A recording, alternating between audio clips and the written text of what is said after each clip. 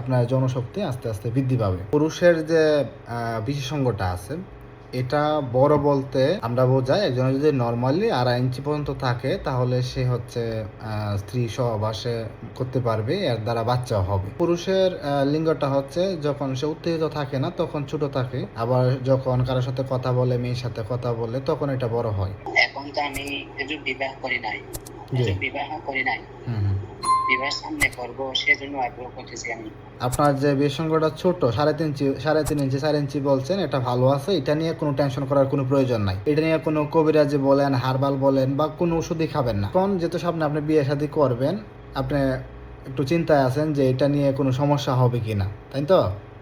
জি, এটা নিয়ে কোনো সমস্যা হবে না। সামনে যেহেতু বিয়ে করবেন, এই নার্ভাসনেসটা যেন আপনার কাছে না থাকে যে আমার বিসঙ্গ ছোট, এটা দিয়ে কি আমি স্ত্রীকে ভালোভাবে সময় দিতে পারবো কিনা। এটা নিয়ে কোনো নার্ভাসনেস করার প্রয়োজন নাই।